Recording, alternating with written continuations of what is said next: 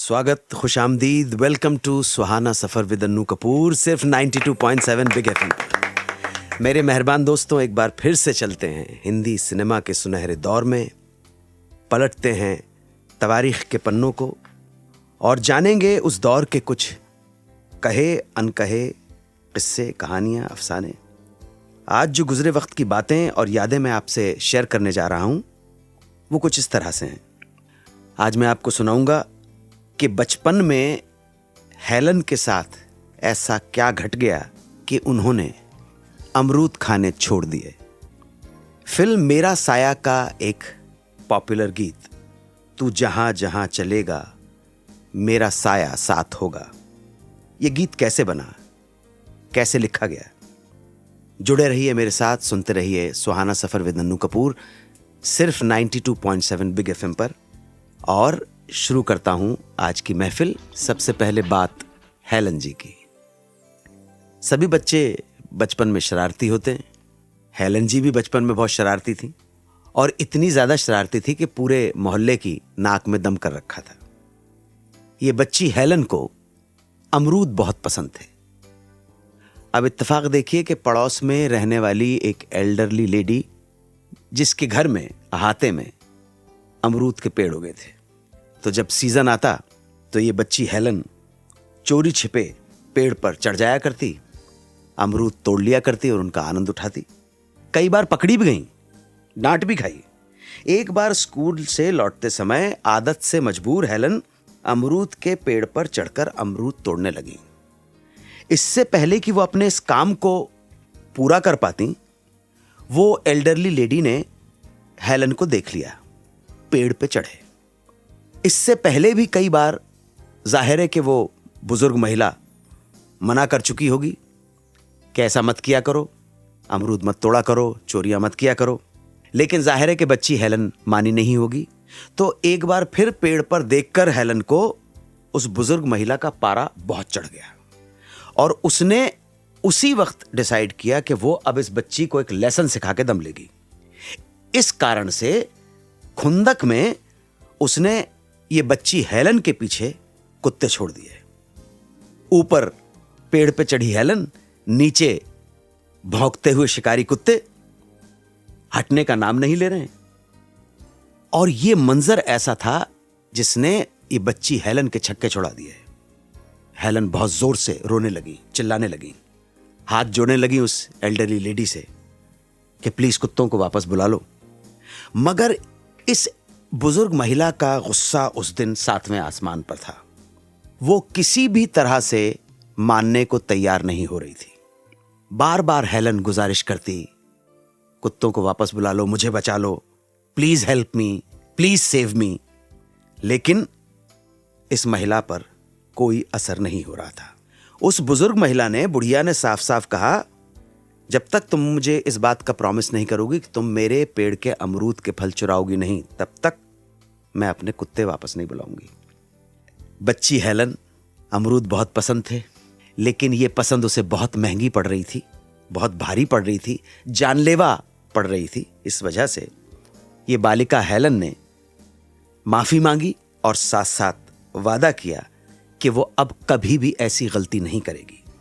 आप ताज्जुब करेंगे, हेलन के इस वादे और माफी के 3 घंटे बाद उस बुजुर्ग महिला ने अपने कुत्तों को वापस बुलाया। तब कहीं हेलन पेड़ से नीचे उतरी और जान छुड़ा पाई। इस सारी घटना के बाद हेलन जी इतनी डर गई थी, इतनी पैरानॉइड हो गई थी, ऐसा खौफ, भूत दिल में समा गया था कि अमरूद चुराना तो दूर, उन्होंने सारी जिंदगी अमरूद खाने ही बंद कर दिया। 92.7 बिग एफएम पर आप सुन रहे हैं रेडियो का number 1 show Suhana Safar with Annu Kapoor. Rajendra Singh Bedi की फिल्म दस्तक बनकर तैयार थी, लेकिन उसे खरीदने वाला कोई नहीं था। इसकी सबसे बड़ी वजह थी इस फिल्म दस्तक का ब्लैक एंड व्हाइट होना। उस वक्त तक रंगीन फिल्मों का, कलर्ड फिल्मों का जमाना शुरू हो गया था। फिल्म दस्तक के लिए राजेंद्र सिंह बेदी ने फिल्म इंस्टीट्यूट में एक्टिंग कोर्स कर रही रेहाना सुल्तान को पास आउट होने से पहले ही साइन कर लिया था। बेदी साहब रेहाना सुल्तान से भी खुश नहीं थे, क्योंकि रेहाना ने दस्तक की रिलीज से पहले ही BR इशारा साहब की फिल्म साइन कर ली थी, जिसका नाम था चेतना। चेतना में रेहाना सुल्तान एक वेश्या का रोल अदा कर रही थी, जबकि राजेंद्र सिंह बेदी की फिल्म में उनका रोल एक सीधी सादी घरेलू औरत का था। बेदी साहब को चिंता सताने लगी। उन्हें लगता था कि अगर किसी तरह फिल्म दस्तक रिलीज हो भी गई तो फिल्म चेतना में एक प्रोस्टिट्यूट के रोल में रेहाना सुल्ताना को देख चुके लोग ये एक गृहिणी रूप में दस्तक की नायिका को स्वीकार नहीं कर पाएंगे। लेकिन जनाब, हुआ ठीक उल्टा। फिल्म चेतना आई और जबरदस्त हो गई हिट, और अपनी इस पहली ही रिलीज के साथ रेहाना सुल्तान बन गई स्टार।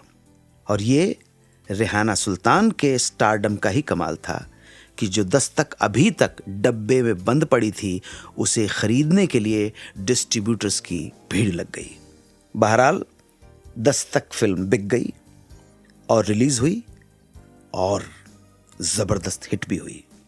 उस फिल्म ने ढेर सारे इनाम भी, पुरस्कार भी हासिल किए, जिनमें रेहाना सुल्तान जी को भी मिला बेस्ट एक्ट्रेस का राष्ट्रीय पुरस्कार। तू जहां जहां चलेगा मेरा साया साथ होगा। वापस आकर बताऊंगा इस गीत के बनने की कहानी। कितनी देर लगी इस गीत को लिखने में, कैसे कंपोज हुआ ये गीत, क्यों थे परेशान सब लोग इस गीत को लेकर।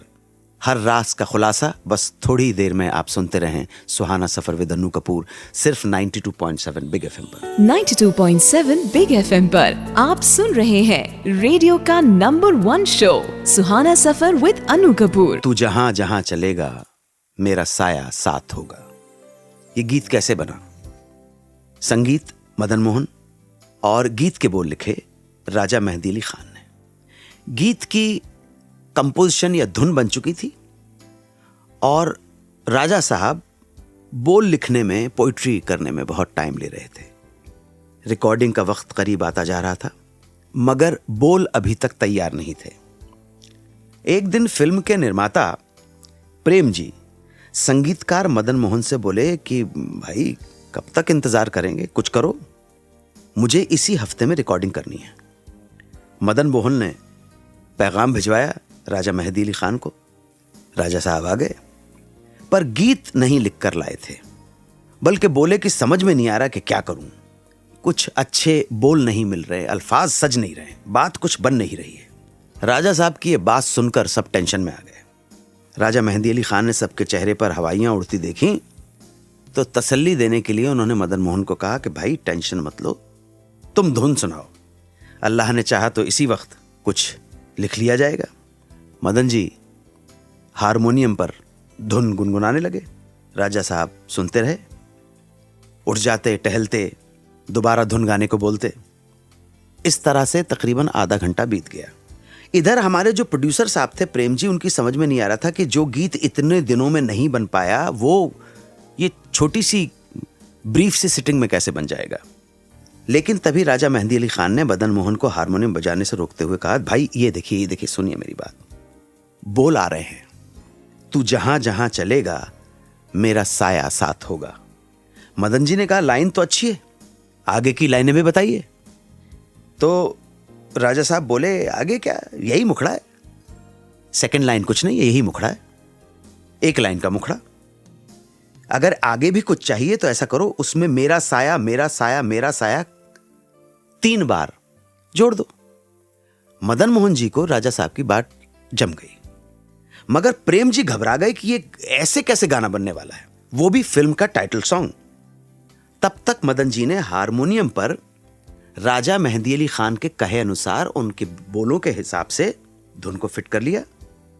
और इसी बीच में राजा साहब ने अंतरे की लाइन भी लिख डाली, कभी मुझको याद करके जो बहेंगे तेरे आंसू, तो वहीं पे रोक लेंगे उन्हें आके मेरे आंसू, तो जिधर का रुख करेगा मेरा साया साथ होगा। जब फाइनली गीत की धुन गीत के बोलों के साथ सामने आई तो हमारे प्रोड्यूसर साहब भी उछल पड़े, डायरेक्टर साहब भी उछल पड़े, और इस तरह से ये क्लासिक सॉन्ग बना, जो एक्चुअली एक भारतीय शास्त्रीय संगीत का एक राग है, राग नंद। उस राग की झलक इस गाने में मिलती है। तू जहां जहां चलेगा मेरा साया साथ होगा। 92.7 बिग एफएम पर आप सुन रहे हैं रेडियो का number 1 show Suhana Safar with Annu Kapoor. Begum Para Hindi cinema की पहली अभिनेत्री थीं जो निजी जिंदगी में तो बिंदास, तेज तर्रार और मॉडर्न ख्यालों की थीं, लेकिन पर्दे पर भी यही इमेज उनकी बनी हुई थी। उन्होंने 1944 में बनी चांद से, फिल्म का नाम था चांद, उसी से अपना करियर स्टार्ट किया। बेगम पारा ने दिलीप कुमार के भाई और शहनाई, नगीना, श्रीमती जैसी फिल्मों के हीरो नासिर खान से शादी की थी। ये आज के दौर के जाने माने अभिनेता अय्यूब खान इन्हीं बेगम पारा के बेटे हैं। दरअसल 1950 के दशक की शुरुआत में अमेरिका की लाइफ मैगजीन ने बेगम पारा की कुछ तस्वीरें छाप दी थीं। उन दिनों कोरियन वॉर चल रही थी, जिसमें अमेरिका के फौजी भी हिस्सा ले रहे थे। आप जानते हैं कि दो कैसे नॉर्थ कोरियन कम्युनिस्ट ब्लॉक की तरफ चला गया और साउथ कोरिया कैसे कैपिटलिस्ट ब्लॉक की तरह चला गया। तो इसमें ये वो दौर था जब अमेरिकन्स ने सपोर्ट किया साउथ कोरिया को। लाइफ मैगजीन में ये जो तस्वीर छपी थी, इस तस्वीर को देखकर अमेरिकी सोल्जर्स बेगम पारा के ऐसे दीवाने हुए कि हर एक सोल्जर ने अपने बैरक में उनकी तस्वीरें टांग रखी थी। आप समझ रहे, अमेरिकन्स, गोरे सोल्जर्स, उनको बेगम पारा जी इतनी पसंद आ गई और इस तरह बेगम पारा बन गई पहली पिनअप गर्ल ऑफ इंडिया। बेगम पारा जी ने तकरीबन 27 फिल्मों में रोल किए, 27 फिल्म की, लेकिन शादी के बाद वो फिल्मों से अलग हो गई। करीब 50 साल बाद वो एक बार फिर से 2007 में एक फिल्म बनी थी, मोंटी शर्मा का म्यूजिक था, फिल्म का नाम था सांवरिया। इस फिल्म में बेगम पारा जी नजर आई थी। इस फिल्म में उन्होंने हीरोइन की दादी का रोल किया था। शक्ति सामंत मौसमी चटर्जी को ब्लाइंड स्कूल क्यों भेजना चाहते थे और फिर मौसमी चटर्जी ने ऐसा क्या किया कि शक्ति सामंत ने उन्हें ब्लाइंड स्कूल भेजने का आइडिया ड्रॉप कर दिया, बताऊंगा वापस आकर। आप सुनते रहें सुहाना सफर विद अन्नू कपूर, सिर्फ 92.7 बिग एफएम पर। 92.7 बिग एफएम पर आप सुन रहे हैं रेडियो का number 1 show Suhana Safar with Annu Kapoor. सिर्फ 10th स्टैंडर्ड में पढ़ने वाली मौसमी चटर्जी की शादी great singer, music director Hemant Kumar के बेटे से हो गई थी और शादी के बाद वो बंबई आ गई। छोटी उम्र में ही फिल्म बालिका बधू से काम करने वाली मौसमी को यहां आने के बाद जब कई फिल्मकारों ने फिल्म में लेने के लिए अप्रोच किया तो उन्हें हिचकिचाहट महसूस हो रही थी, मगर हेमंत कुमार ने, यानी कि ससुर जी ने कहा, तुम टैलेंटेड हो, तुम्हें फिल्मों से इनकार नहीं करना चाहिए और हमें, हमारे परिवार को कोई ऑब्जेक्शन नहीं है। अपने ससुर की बात सुनकर मौसमी ने फिल्मों में काम करने का मन बना लिया। आराधना जैसी सुपरहिट फिल्म बनाने वाले शक्ति सामंत ने उन्हें जब अपनी फिल्म ऑफर की अनुराग, तो मौसमी थोड़ा सा हिचकिचा रही थी क्योंकि फिल्म में एक ब्लाइंड लड़की का रोल करना था और साथ साथ उन्हें लगा भी कि शायद ये रोल वो ठीक से कर नहीं पाएंगी। इसलिए मौसमी ने कहा कि दादा माफ़ कीजिए, मैंने कभी किसी भी अंधे को ऑब्जर्व तक नहीं किया, अंधे का रोल करना तो दूर की बात है, मैं शायद कर नहीं पाऊं। इस पर शक्ति सामंत ने उनको कहा कि तुम चिंता मत करो, मैं तुमको ब्लाइंड स्कूल भेजूंगा ट्रेनिंग के लिए। दादा के समझाने पर मौसमी राजी हो गई।